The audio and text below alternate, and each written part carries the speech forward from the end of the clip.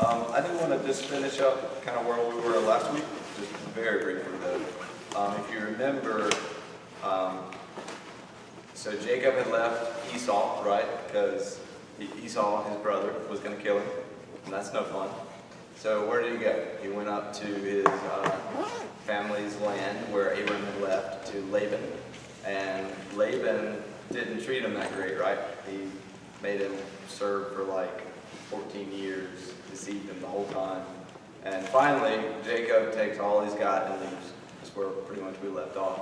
But on his way back, he's afraid of Esau because he's like, I'm going to go back to my land. Esau still wants to kill me. But on his way back, some interesting things happened that I want to at least touch on. I think as far as like getting back to Esau, there's not a lot that really needs to be said. But basically, we see kind of the blessing of the Lord the whole time. Because when Jacob gets back to Esau, you guys probably read it, they have a great reunion and they fall on each other. And so it works out good. But on the way back to Esau, though, something really interesting happens. Jacob is in this area where he saw some angels, which Jacob's just always seeing angels. And then this guy, just says this man, comes out and wrestles with Jacob. And they wrestle all night long. And I thought maybe we could read just a key section there. And then I'm going to start asking you guys questions. So Genesis 32, 24 through 30. A man wrestled with him until the break of the day. When the man saw that he did not prevail against Jacob, he touched his hip socket, and Jacob's hip was put out of joint as he wrestled with him. Holy cow. Then he said, let me go, for a day has broken. But Jacob said, I will not let you go unless you bless me. And he said to him, what is your name? He said, Jacob. Then he said, your name shall no longer be called Jacob, but Israel, for you have striven with God and have prevailed. Bless you. Then Jacob asked him, please tell me your name. But he said, why is it that you ask me my name? And then he blessed him. So Jacob called the name of the place Peniel, saying, for I have seen God face to face, and yet my life has been delivered. So who did Jacob just wrestle with? God. But it says that he wrestled with a man. So this is something we're kind of seeing all through the Old Testament, is God is actually taking on human form. Sometimes it's the angel of the Lord that seems to have like bodily form. But then you just have instances like this where it's just Jacob was wrestling with a dude.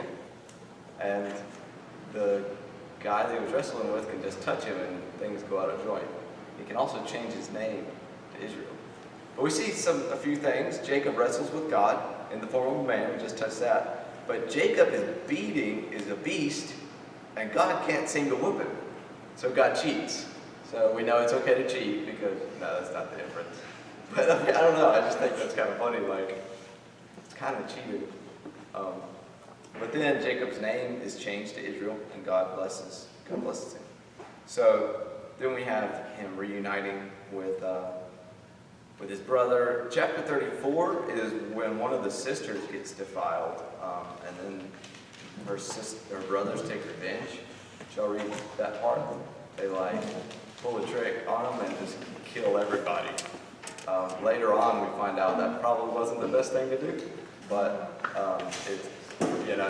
it kind of shows their high regard for their sister, which is something that a lot of people point out, is that they actually had a high regard for the women, even in this culture then, which was, you guys know, not as fortunate. So we get through that.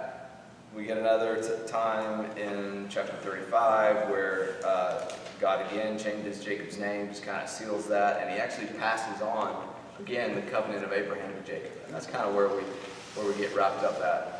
Isaac actually dies in that chapter along with Rachel. And then 36 finishes with Esau's descendants. So you have Jacob's kind of his line, and then Esau's descendants is in 36. But one interesting thing that Esau did, these are the generations of Esau, that is Edom. Esau took his wives from the Canaanites. when you're reading, you might just see that and not really pick up on it. But we know up to this point that that's not really something that's that favorable, right? Even later on, God forbids it. But in this context, you see the kind of the righteous line. They're not taking wives or intermarrying with the people of the land. Very often, it does happen. But so right here, we kind of see like, man, Esau he didn't turn out the way that we would hope if he was going to be the seed. And obviously he wasn't. It ended up going through Jacob. So this is where it pick up. So Jacob's got children. It's kind of where we ended. And one of his children in 37 has a dream. So chapter 37, Joseph is one of the sons of Jacob. So again, we have Abraham, Isaac, Jacob. Jacob's name is changed to Israel. He had sons. One of those is Joseph. Joseph has 2 dreams. And he shares those dreams with his brothers and with his father and mother. And I just want to throw out the first question. Do you guys remember the dreams? Roughly, what were the dreams that Joseph had that he went and told his brothers about? Well, the first one was like the sheets, that his was standing tall, and the 11 other ones bowed to him. Yeah. And the second one was with the sun and moon and the stars, like his shone the brightest, and all the other ones bowed before him again. This time with the sun and moon, which were like his parents. This time instead of just his brothers. Okay. Yeah, so you start interpreting. So the dream, that's good. The interpretation of the dream seemed to be that his brothers would one day bow down to him, and so would his parents. Now, I just want to throw this out. What do you guys think about Joseph sharing these dreams? Because he went and told everybody. What do you think about that? I don't know what they hate me. Yeah. They hate me. Why would I tell them this? What else? Any, I think he shared them kind of to get like advice, maybe, because he got these dreams and like, I don't know what to think of these. So he was like sharing with them, so maybe they can give him like input what they could mean. Okay, so you think he's looking for advice? In all honesty, I feel like Joseph was very entitled because he was the favorite son, because he was Rebecca's only son. Good. And that was Jacob was like, I really want a son for my favorite wife. So when he came, he was like, oh my gosh, he's my son, and forgot all about the other one. So I feel like he was just sharing it to his family, especially to his brothers, to in a way be like, I'm better than you. Okay, I think you probably you hit on a lot of good stuff. So one, we see there's favoritism happening. We've seen just not a good thing. It just always ends up bad. And Joseph is the favorite because he's the one child. There actually ends up being 2, but the one child of that wife that Jacob had worked so long to get. And so he loved Joseph more than the others, gave him a coat. We call it the coat of many colors. It's actually probably a coat of many fabrics, or maybe even long sleeves, which is, I won't get into the details there, but it's a special coat that was given to him. So he's pulling the favorite card. He's sharing the dream. I think we're probably supposed to see this and be like, he's got a little bit of arrogance there, this guy, and a little bit of pride going on here. So what happens though? What is the response to him sharing that? What do the brothers do? They kind of resent him. Yeah, not kind of. They really resent it. They already kind of. They really resent it. And what happens after that? What do they plan to do at that point? So Yeah, they're going to kill their brother. But what ends up happening instead? Was it Reuben? Was his name right? We said don't kill him, but Yeah, I think it was Reuben. But put him in the pit and make it seem like he died, Yep. and then they can come back and save him and regain favor. Yeah. So Reuben plots within the plot to say, actually, I'm going to save Joseph from my murderous brothers. It ends up happening that they decide to sell him off. Actually, that's right, Reuben wasn't there. They decide, hey, we really shouldn't kill our brother, because they're going to come back and kill him later. We really shouldn't kill him. Let's sell him to these traders who are coming by. So it's funny, in the text it actually says some Ishmaelite traders were coming through. Who's the Ishmaelites? They're the descendants of Ishmael. Okay, so some Ishmaelite traders were coming through, and they say, hey, instead of killing him, let's sell him to them, just get him out of our hair. And that's what happens. Now, where do they end up? does Joseph end up? No, Egypt. In Egypt. Good. And they carry his coat of many fabrics back to his father, covered in blood. And Jacob thinks, or Israel thinks, that his son has been killed. So, yeah. Cool. So now we're in Egypt. I don't have the chapters here. We're just kind of walking through the story. We're in Egypt. What happens there? What's the first thing we picked up on that happened to Joseph when he got to Egypt? Good. Okay. Let's just keep asking questions. What happened while there? Did he become like a highly esteemed servant? Like, kind of Yeah. like like slave? Yeah. So I don't know if the text says how quickly, but seems like pretty quickly he rose to like the top of Potiphar's house. He was like his chief servant. And what does it say? Like Potiphar didn't even think about any of his stuff except what he was going to eat, and everything else was just in Joseph's hand. So he's, taken over. He's getting blessed. When we see this happen, though, what should our minds think? Like when we see Joseph get these promotions and get put into this position, what kind of in the background should we be thinking? Wow, what's going on here? God's like almost redeeming them. You would originally think, Yeah. like, or what happened. Yeah, either that or just we're watching God's favor on him, or maybe he's redeeming him from what just happened. But that's important because this isn't just a random person out in Canaan or in Egypt. This is a covenant partner with God Almighty, with Yahweh. So what we're watching and what we watched through Abraham, through Isaac, and through Jacob was God has chosen a people, a family to be like, y'all are mine. I have covenanted myself to you.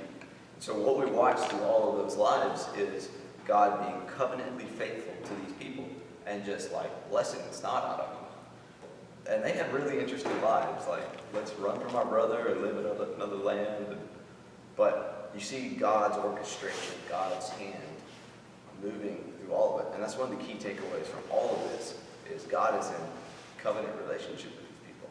And he's blessing them. And right off, Joseph, he's the son of Jacob. And so he's part of the covenant. He's part of the covenant. And he gets the blessing. He gets the blessing. So, but it doesn't all go well. What happens while he's in Potiphar's house?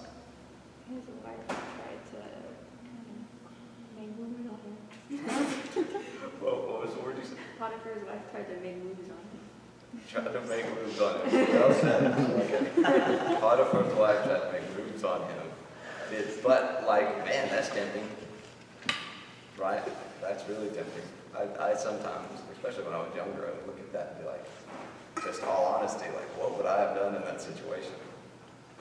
Now I'm older and more spiritually mature, but,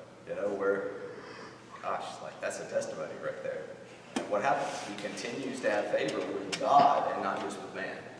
And in fact, he even says, he doesn't say to Potiphar's wife, I can't do this to my master. He says, he does, but then he says, I can't do this act against the Lord, against God. So he sees himself in a vertical relationship primarily. And so he says no. But she continues to try and put the moves on him. Grabs his garment one day when they're the only ones in the house. He runs off and she said, all right, I'm gonna make him pay for this. And basically claims that he tried to rape her, is essentially what happened. So Potiphar comes back, and what is his response to Jacob? What does he do? Or to Joseph? What does he do? So once again, Joseph, he went from favor to a pit and then to slavery, and then went from favor to a probably even worse place. He's thrown in prison. But that's interesting because you would think, if somebody tried to put moves on your wife, you would kill them. So the favor was still there. Good, especially in this culture. Yeah, definitely. Y'all catch that? Like that was probably what would have happened. Yeah. So God's favor is still on him. Maybe Potiphar even was wasn't entirely sure about what his wife was claiming. So he's in prison. What happens in there? He interprets dreams. Okay, before then, Oh, he becomes like the head prisoner? Prisoner? I don't know if he he like takes over the prison. I mean, Wherever he is, he's the best. he's the best, you know, and so he rises to power there. I don't think the text tells us how long he was like a slave and then how long he was a servant, a prisoner before rising to the top, but I mean, it doesn't give us much time gap or much stuff before it just says, and now he's in charge. And so he's put over the whole prison, and now what happens? Then he interprets the dreams because Pharaoh got mad at the cupbearer and the baker. And he sent them to jail. Yep. And they had dreams, and they're like, what the heck does this mean? And then Joseph interpreted it. And, Yeah, so Joseph interprets the dreams to these guys, and it ends up coming about, what he said. But this is the beginning of how actually Joseph gets out of prison. So how does interpreting those dreams and Joseph get out of prison, how does that connect? A Well, couple steps. he interpreted the cupbearer's dream, and he was going to get out, and then he was going to be the cupbearer to Pharaoh, Yep. and then the baker was going to get beheaded and died. So the baker gets out of the story, then the cupbearer gets out of prison, he gains favor. Joseph said, remember me. Yeah, he said, remember me. And then he gets out of prison, he becomes highly esteemed in Pharaoh's eyes. And then Pharaoh has a dream and he needs it interpreted. And so the cupbearer is like, well, I know this dude in prison who can do it for you because he did it for me and it came true. Yep. And so Pharaoh gets Joseph out of prison and interprets his dream. Good job. He wasn't forgot there like a for couple 7 year years, gap didn't in between that though? Like the cupbearer forgot Yeah. about it. 7 years. he? Yeah. It was like a couple years. Yeah. I think it was 2. Yes, too. I think Yeah, it's it was, We're about to hit some 7s, but I think this one was a 2. yeah, it wasn't a crazy long time, it was decent. But 2 years in prison. It's a lot. It's a while. And Especially it's not in that like type of prison. American prisons where it's yeah. So, not a good prison. So yeah, you made some really good connections there. You got us to the next part of the story. What were Pharaoh's dreams? Not the interpretation yet. What were the dreams? That might want to So it was like the 7 really, so there was like 7 really plump, healthy cows, and then there was 7 really skinny, just terrible conditioned cows. Yep. The really 7 terrible cows, they ate the 7 really healthy cows. And then that was the first dream. The second dream was it 7 really healthy, like wheat, Yep. and then the 7, again, really bad off wheat. They consumed the healthy wheat. And it's a lot of 7s in Pharaoh like wood. Right.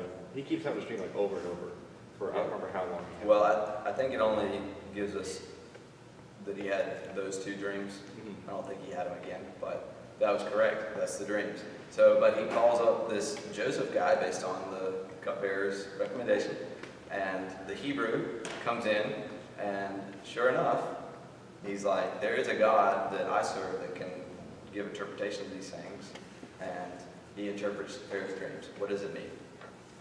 You guys are doing So good. this is not Potiphar who he served. This is Pharaoh, which is above Potiphar. Pharaoh, king of Egypt, He's top gun. Top Gun, So Potiphar was just under him. was under him, So correct? he had nothing to do So with it. it's like Pence and then Trump. Exactly. Or Pompey, Trump, maybe. See, it's kind of correlates how Trump has coronavirus right now, and then Just be quiet. and Pharaoh was like, Politics, not very political. Okay. So yeah, Pharaoh, king of Egypt, like the big dude, has these dreams, and Joseph comes in, interprets them, and I'll just spill the beans. What is the interpretation? Well, it's that there's going to be 7 years, Pharaoh. There's going to be 7 years of great prosperity. There's going to be abundance everywhere. But then there's going to be 7 years of famine, such that it's going to swallow up the years of good. And then Joseph gives a little bit of recommendations, you need to set up people to take in the good grain during the good season to prepare for this off season. And so what does Pharaoh do? he's like, I don't know anybody any better than this guy. So he puts Joseph, who was at the top, went to the bottom. At the top, went to the bottom. He puts Joseph at the top. He's like, you are the one that's going to be over all of Egypt. In fact, like, you're going to have everything under control except my throne. So he's number 2. He is now, he's now the what is it, Pence. He's Mike Pence, and right under President Trump. So, yeah, this is the situation. And so again, we're watching God orchestrate things to bring about, now, like, if a famine's coming, holy cow, God needs to preserve people. And what does he do? He's got Joseph in that position. So he's the second in command. Cool. So what did Joseph do? The years of plenty comes. There's 7 of them. And what does he do during that time? Well, what does he do, like, in light of the coming famine? What's his plan? He stores Stores it. up. Yeah, Yeah. it's more to like the side. Say again? Oh, he like starts putting more to the side to save it for Correct. when famine comes. Yeah. He stores it in these different cities. In fact, he stores so much that they can't even count it anymore. It's just so much grain and so much food put back. And then at last the famine hits, and it's bad. Like, I mean, we're here in America, like, we can't even fathom this type stuff, this type famine. Yeah, I couldn't even think about it. But so it's bad in Egypt, but where is it also bad at? Yeah, it's bad in Canaan, which is the land where Jacob and the brothers are at. So they got to have some food, right? So what happens? Jacob sends the brothers up to Egypt to say, hey, look, we buy some food for us or we're going to die. And let's see, where am I in my notes? But what he did, what Jacob would not let happen, he sent all the brothers to Egypt to get food, except one brother. Who was the one brother? Benjamin. Benjamin. Why? He was the youngest. Okay. He didn't want him to turn out like just and die. Yeah, exactly. But who's Benjamin? So there's one more deeper level almost to this. Who was also do the other son. Correct. Yeah, you guys got it. So Joseph was the son of, I think it's actually Rachel, Oh, right? yeah. So, of Rachel. And then Benjamin was like, the other brothers were half-brothers to Joseph, but Benjamin was the full brother of Joseph and, you know, the son of Jacob's favorite wife, as terrible as that is. But so he didn't want Benjamin to go off because he loved Benjamin, and I think he was the youngest at that point. So the brothers go off, they go to Egypt, and then they come across their brother at last. They come across Joseph at last. And what happens? What does Joseph do to him? Yeah, kind of messes with them a lot. How does he start the jokester? Whatever his plan is. He accuses them of something. Let's say that. That's right. Yeah. And they were like, no, we're all brothers. We have one. We all have one father. And he's like, well, how's your father? They explain. They say, and we also have this one other brother, younger brother, back with our father. And so Joseph says, okay, if you're telling me the truth, then go and get that younger brother, and I'm going to keep Simeon here with me until you come back. So one of the brothers we don't hear much about him at all the whole time afterwards, but one of the brothers, Simeon, has to stay in Egypt while the brothers go back. They take food back to the land, and they're supposed to bring Benjamin back. So they load up food, they get back to the land of Canaan, they open their bags, and all the money is back in their bags that they had taken to pay for the food. So how would you feel if you were just accused of being a spy, and then you open your bag, and there's money in there? It's like, I just figured like a rock just drops in my stomach, like, oh no. I don't know. maybe some would be like, You're like, am I a spy? did I have a dream? What's going on? So yeah, they get back, and I don't know, I guess it didn't come to their minds that maybe somebody could have been being nice to them. So they just think like, we have been placed under a curse right here.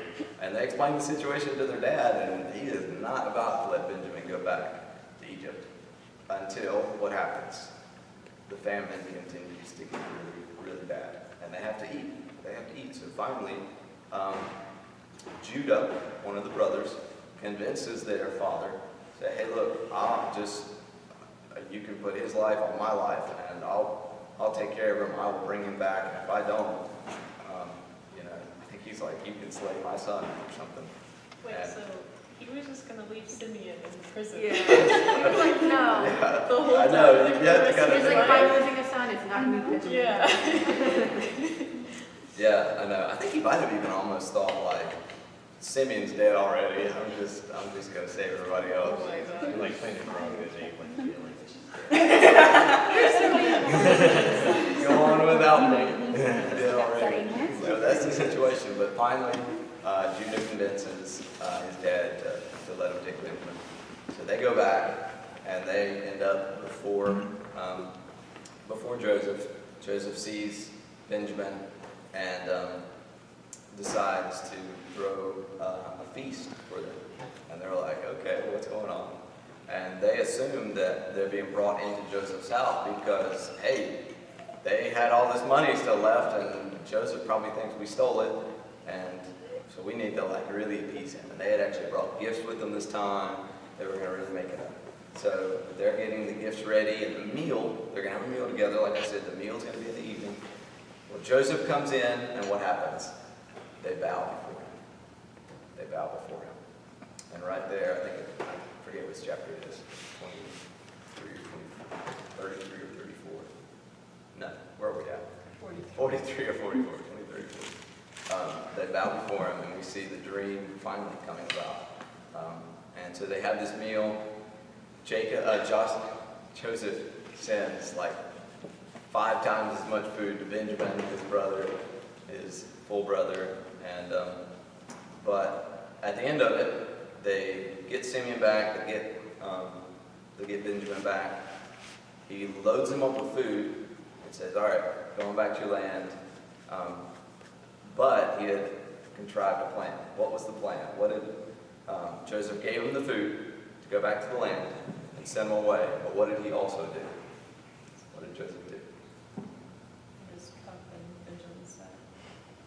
Say it louder. Hid his cup in Benjamin's sack. Yeah, he continues to mess with them a little bit.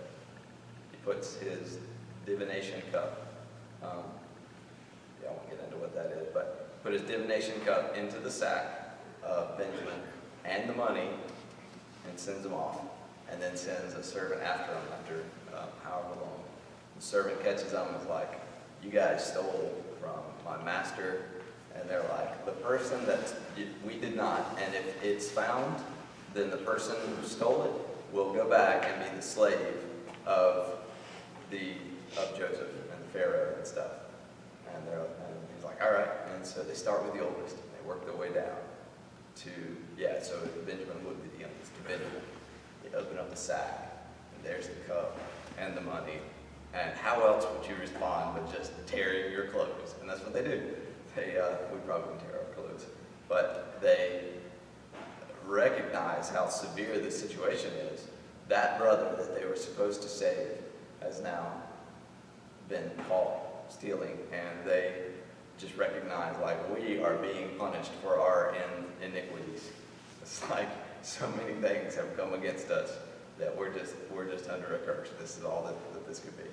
And they go back with them. They stand before Joseph, and Joseph is going to take Benjamin. That's what he said. He's going to take Benjamin.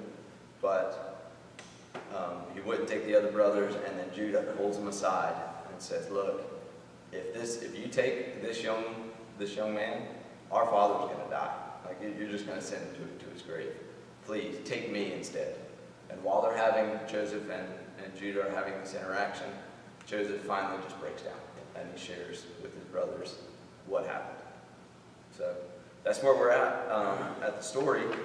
So do you guys remember what happened after they found out his identity? Joseph ordered them to return and bring their father back. That's pretty much what happened.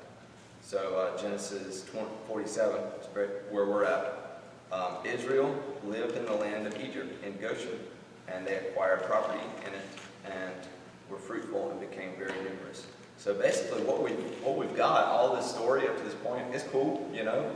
It's like low-hanging fruit for sermon illustrations. So you can like come up with all kinds of, you know, sermons to preach on this section. But really what's happening is this is the orchestration of how the nation of Israel, or how Jacob, whose name was changed to Israel, gets into Egypt. But Joseph basically says, like, God has sent me on. Actually, we'll read it in just a minute. I'll pause there. Joseph said, I need to protect my family from this famine, and so bring them into the land of Goshen. And so they're brought into the land of Goshen, which is part of Egypt, and there they're being protected by the wealthiest nation in the world at this point, at least in their known world. Like, who's behind all of this? God is. God is behind all of this stuff to take care of his covenant partners. He is not going to let this thing fail. Because remember, like, this is just a little portion of this seed line story that we're talking about. If this fails, then the story comes to a close, and the Redeemer doesn't come. So these little portions of Joseph being taken to prison, I mean, this is part of God orchestrating to bring about his final plan. So this is what we see here. One element I forgot to mention was that because of the famine, the whole world had to give all their money to get food, and then they had to give all their livestock to get food, and then they had to give their land and their lives as servants to get food from Pharaoh, which means Pharaoh and Egypt is the richest, I mean, probably the richest nation in the world at this point. So there's just like abundance. And that's the place where God sends his people to flourish in that land. I mean, I think that's pretty cool. That's pretty cool. I thought about Jacob and Esau. I thought it was pretty interesting. Okay. If Jacob wouldn't have deceived Isaac for the blessing, do you think Esau would have been the covenant choice? I don't know. That's a good question. Yeah. I thought that was interesting. It's just like he had the first right, so if he wouldn't have traded, would the story be kind of different? Esau would have been. Yeah, it could have been. But you were talking about God's elect, and he said, Jacob, I chose what Esau I did not. Yeah. Yeah, so even in that kind of stuff, like, you see God's hand moving the situation in the back and behind the scenes. And you could say, well, God knew that Esau was going to be not a good choice, that he was going to be rebellious, which we saw that he did. And yeah, it gets into sovereignty of God questions, but in the end, God is the one that orchestrated the whole thing to get the person that he wanted. Yeah, good question.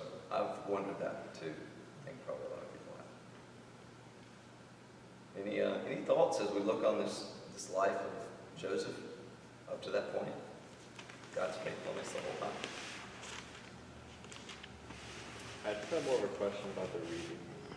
Okay. Specifically with Genesis 38, I was kind of confused with what's happening there. Because we went from Joseph, We skipped. and then it's something about Judah, and then back to Joseph. Is everybody 18 or older here? Okay. I asked because, like, that story Yeah. with Judah, yeah, it's pretty gnarly. He, what chapter was it, 38? Yeah, did y'all read that? Chapter 38? You should have.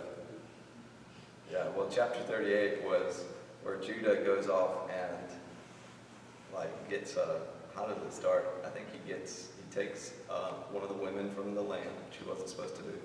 But then his daughter-in-law ends up, how does it go? Her husband dies, so one of Judah's sons dies. And then his daughter-in-law prostitutes herself to Judah, her father-in-law. And yeah, really dirty. And then Judah finds out that she's been a prostitute and it's going to kill her. Then she reveals that, no, it was you that I slept with. And so he's like, I've been very unrighteous. And you're like, why is that in the middle of this story? Like, what does that have to do with anything? And why have we got this R-rated stuff in the Bible? Yeah, the Bible's very truthful. It doesn't hold anything back. But let's see, that offspring, I think, is actually in the line to David and then to Jesus. I think. I'm not positive about that though. But it's pretty significant as you like track the genealogies and stuff leading up. I think that's what's going on. I can't remember exactly. But yeah, go back and read by yourself with no young people around. Genesis 38. It's kind of one of those dirty stories, like good grief. Yeah, good question though. I was reading it, so I was sitting right there and I was reading it, and I was like, where did this come from? What is happening? Why is this in here? Yeah, Yeah, and then it went back to Joseph. it's so random, right? It's like you tell the story and then, what? Judah? Come on, dude. And then the story picks back up. They're like, anyways. Yeah, that's the drunk uncle. We don't talk about that one. So, cool. Any other questions? I have a few more things I want to get into, but I think it's interesting to see, you pointed out at the beginning how arrogant Joseph was. okay, good, yeah. In his young life. Mhm. And I think if you look at a lot of biblical leaders, you'll see the same pattern of a young arrogance and cockiness. And you can look around this room and see it too. I'm not saying it like in a bad way, but it's actually a really good thing because you will actually be able to, that's how I think a lot of times you tell leadership is you look around and they're not afraid to jump out and make mistakes. And they're really like, that's something Brad always taught us was like, it's better to jump out and take that opportunity and, make mistakes than it is to sit back and let other people kind of like grab the wheel. And you'll see that a lot. You see it with, even people like Paul, young and arrogant, killing Christians. Life totally flips around, and now he's a devoted Christian and is an amazing leader. So there's a pattern, almost. Moses, young, arrogant, and young, you're so gung-ho. It's like when you first meet Jesus, you're like, I know everything, I'm so ready to go. And I think I have this too, even to a small degree where, I've seen it in all of us. All of you guys are amazing leaders, and there's been one point where you see a little bit of that, like, I'm just ready to go, I'm so ready for Jesus, but we're so stupid, and so we see it, happen in Joseph's life, and it's like, oh, okay. And like, I think it's really cool, because as you go through the Bible, you see that in David's life too. So every time you see that, if it just is like, it's cool. It would be really cool to grow up not being a Christian, like I envy you, Will, because I would love to read the Bible for the first time and just experience that and see things fresh. Because I was taught, like that's something that I never had, was I was taught, well, Jonah was in the fish. And then like as we got older, the stories didn't have the same impact as they would have as if my maturity was, reading it for the first time versus hearing it as a child. But, you see these people like Moses and Joseph who have this, young arrogance, and you see, that's almost like a foreshadowing of like, hey, God's going to make you into a great leader. Yeah. And so God's not afraid of the big questions, and he's not afraid of your fiery heart to like be a leader, and he's not afraid of your mistakes. He's going to take those things like, so keep asking big questions, keep on making mistakes, because that's really where, the good leadership comes from. So take each one of those people that you just mentioned. So Joseph, Moses, David, Paul, the apostles, and you have these people, like you said, who are like kind of young and arrogant and dumb, and then God takes them through circumstances and training grounds. And I mean, Joseph, if he's going to rule the world and be the one that He's gonna be the one that's gonna like rule the world and save everybody. Then what does he have to go through? Well, look at what he has to go through. Like he has to go through imprisonment and servitude and all these terrible things. But what's God doing? He's working that. That's why I opened the time up by looking and saying, what is it? What do you guys think about him sharing that dream? It was kind of prideful and arrogant. And what ended up happening? He was like sold into slavery and then put into prison and stayed there for a long time, and then finally is able to emerge this good leader that's able to lead his people. But Caroline's right, it's like this arrogance that gets worked out of it. And that's a really important portion of the story. And God does this for his nation, Israel, after that. He works that pride and arrogance out of them. So. Also, you saying that made me kind of think of another weird connection that I usually do. I would assume like God uses prison a lot to really change people, or like what they're doing. Yeah. Because I mean, I can only think like Paul and Silas when they're in prison. They do a lot in prison. So I feel like God usually uses imprisonment to really like let them be more free than they were before they were in prison. Ooh, that's good one. That's good. That's really interesting. That's good. Yeah, they're free in a different kind of way. Yeah. Cool. So let me wrap up with a few key takeaways. One, we already saw, watch the covenant faithfulness of Yahweh to the descendants of Abraham. He takes care of them in the midst of a global, what seemed to be, at least for their world, it was a global famine. And he takes care of them. And you're watching the lifestyles or the life of Abraham, Isaac, Jacob, taking care of them, blessing them. And that's because God has his plan. He's going to work it out. The next one is we can almost, maybe should have started here, but a little segment in chapter 45, Genesis 45, kind of helps us understand the whole situation that was happening. So we can almost take this verse and then look back on all of Joseph's life through this verse, or 3 verses. Genesis 45, 5 through 8. This is just like, this is the capstone of the whole thing. He's talking to his brothers. He's just revealed his identity to them, and they're grieved. And what happens? He says this. He says, do not be grieved or angry with yourselves, because you sold me here. So don't be angry because you sold me here. For God sent me before you to preserve life. God did this. You're like, well, I thought that his brothers had this idea to kill him and throw him and sell him into slavery. It's like, well, actually, God prepared the way for me to get here. For the famine has been in the land these 2 years, and there are still 5 years in which there will be neither plowing nor harvesting. God sent me before you to preserve for you a remnant in the earth, and to keep you alive by a great deliverance. Now, therefore, it was not you who sent me here, but God. And so Joseph watches his whole life and is like, I have seen the hand of the Lord, so much so that I can't say that anybody did this but God. And that's like, you could go back and read the story and be like, God is moving all of this around. He's doing all of this. So, Reminds me of what Pastor Carroll said something what do you say? about how no matter what, like even if it feels like God's not doing something, he's always going to be working on earth. And he even said, like, I don't remember, I think it was Romans 11. Was it 11 or 12? He was talking about using a remnant, like there will always be a remnant of God on earth present, even if it doesn't seem that way.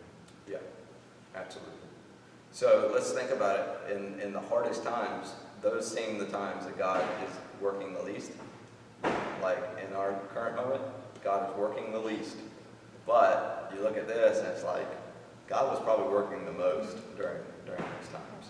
And so like we can use that same lens that Joseph had.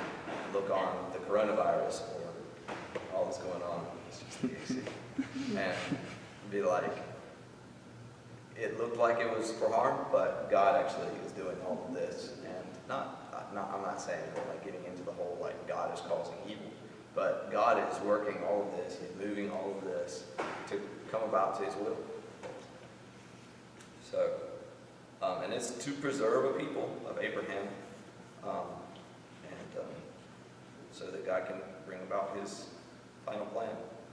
So Genesis 47:27, Israel lived in the land of Egypt, in Goshen, and they acquired property in it, and were fruitful, and became very numerous.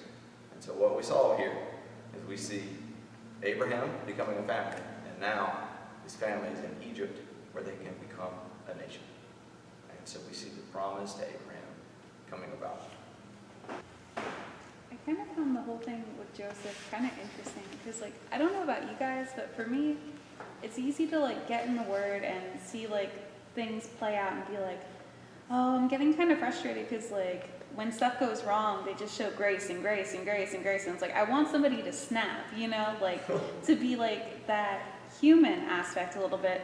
But I think it's really cool because, like, obviously Joseph is human, so, like, he does mess with his brothers a little bit, like, and he is frustrated, but at the end, he still manages to, like, show that grace and, like, be kind to them. And it's kind of like, you know, it makes you want to be like that. Like, yeah, you can be frustrated and, like, show human emotions, but, like, to be able to come back and show that level of grace is like, wow. Yeah. Imagine what he went through to be able to get that level of patience too. Like waiting patiently in prison, waiting patiently as a slave, and then God just working it all out. I mean, you get to see God's faithfulness, and then you're like, I have nothing to worry about. God's been faithful this whole time. And yeah, it's good. Cool. So Israel is now in Egypt, and Jacob is about to die. Jacob's name was changed to Israel. But before he does, he blesses his sons. And the blessings are really interesting. I would encourage you to kind of read and meditate over them. It's chapter 49, Genesis 49. But let's just read one of the blessings. And it's to the brother Judah. Now, before we read it, you have to know that Judah became the royal line through which David came. So David was a descendant, King David was a descendant of Judah, and who was also a descendant of Judah? Say it louder. Jesus. Jesus, good job. So Jesus was of the line of Judah. So let's just read this blessing that Abraham, he basically prophesies over the brothers. So let's just read it. You can turn there. It's Genesis 49. We're going to start in verse 8. Genesis 49:8. Judah, your brothers shall praise you. Your brothers shall praise you. Your hand shall be on the neck of your enemies. Your father's sons shall bow down to you. Judah is a lion's whelp. From the prey, my son, you have gone up. He crouches. He lies down as a lion. And as a lion, who dares rouse him up? So he's talking to Judah, and it seems like this is weird, but he's talking about how Judah is a lion, and he's going to conquer his enemies, and his brothers are going to bow down to him. The next verse, the scepter, or it's like the ruling staff, or the position of king or ruler, the scepter shall not depart from Judah, nor the ruler's staff from between his feet, until Shiloh comes. And it shall be, and to him shall be the obedience of the people. It's verse 10. Let's stop for a second. The scepter, or the staff of rulership, will not depart from Judah, from the people of Judah, until Shiloh comes. And then to him will be the obedience of the people, to this kind of Shiloh character, maybe. Well, what is Shiloh? And Shiloh, until he comes to whom it belongs, is what that could mean. So let's read that. The scepter will not depart from Judah, or the ruler's staff from between his feet, until he comes to whom it belongs. And to him shall be the obedience of the people. And you're like, Cameron, what are you getting at? That'll kind of make me see what I'm getting at. This prophetically is looking forward in a messianic way to the one that would come and would have the scepter of Judah and the rulership over the nation. And it could be kind of prophetically looking forward to David, but in an ultimate sense, we're seeing even in this prophecy a prophetic kind of foreshadowing of the fact that there's going to be one that the scepter will not depart from. And Shiloh will come, the one to whom it belongs. And then it says, the rest of it's not quite, well, it is as significant, but he ties the foal to the vine and his donkey's colt to the choice vine. He washes his garment in wine and his robes in the blood of grapes.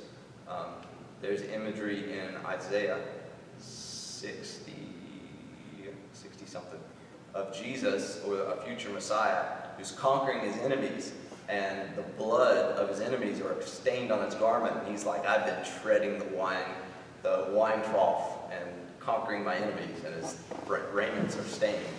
And this right here is a very similar type thing. He washes his garments in wine and his robes in the blood of grapes. His eyes are dull from wine, and his teeth white from milk. So this is just a really interesting thing, because he's prophesying to Judah, and he's telling things that seem very much like they're picked up later as applying to the Messiah, to the King of Israel.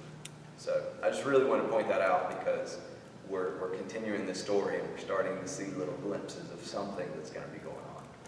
So, okay guys, that's all I got for the week. I really encourage us to keep the story in mind. We have watched the covenant to Abraham, Isaac, and Jacob, and now that family who's received the blessing of God is becoming a nation.